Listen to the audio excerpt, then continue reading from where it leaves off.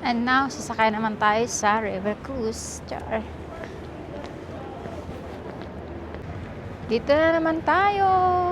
Bago matapos ang araw, susulitin natin. So, time check natin is almost 7 p.m. in the evening na guys. But still, as you can see, maliwanag pa din. Yeah. So, yung cruise na to guys is kasama to sa binook ko dun sa Big Boss na Hope and on-off ganon. So, kasama na siya. Yes. So, choice mo kasi kung isasama mo siya o hindi. So, mamimili ka talaga. And masulit na yung isasama mo siya para sulit talaga, di ba? Sulit yung pagpupunta mo dito sa Paris, no? Sulitin mo na lahat once in a blue moon lang to kung mangyari. Di ba?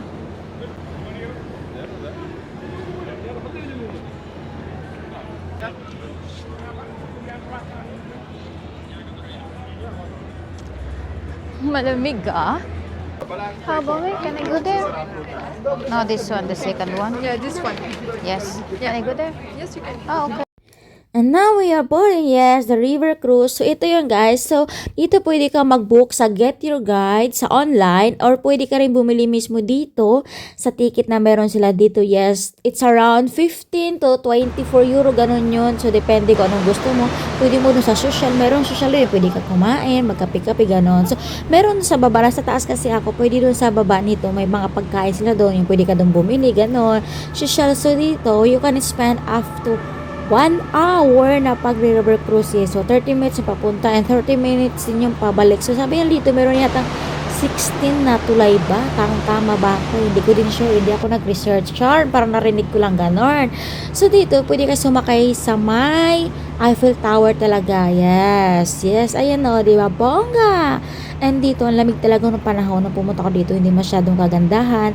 Pero alam nyo ba na mas maganda daw pumunta dito kapag, summer season talaga, no? Pwede kayo maganda dito mag-river cruise during at night or sunset, yes.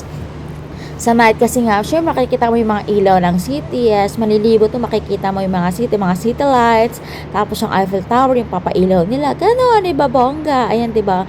And yun, di ako nag-enjoy masyado dito talaga, guys. It's malamig talaga sobra, pero, and person naman, kung hindi ka masyadong mataas ang standard mo pagdating sa kagandahan ng isang lugar, well, you will enjoy naman sa mga view nila dito.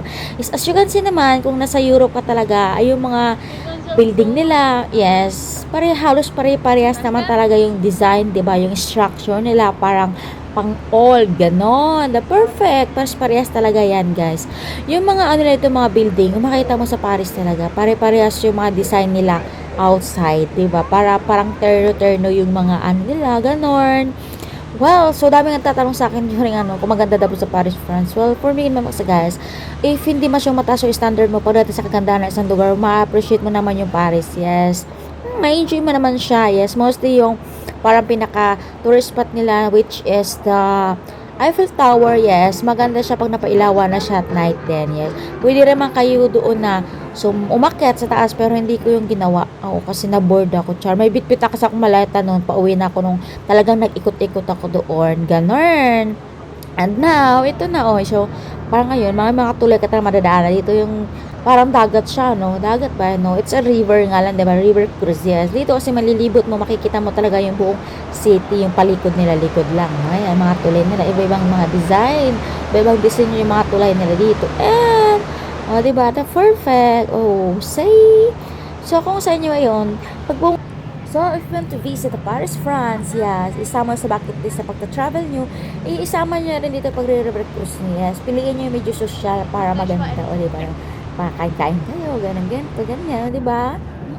Huwag nyo kalimutan magdala ng susi, padlock nyo na sarili nyo dito. Ay, bongga. So, ayun. O, diba lahat sila naka-winter jacket? Ako lang hindi. Kasi malamig pa naman talaga nung pumunta ako dyan. Maling-mali yung pagsa-search ko. Ay, bongga, no? So, depende sa weather. So, check the weather before you go here. Malamig.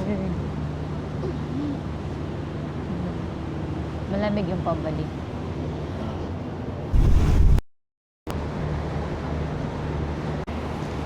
And that's it, guys. So, see you in my next video.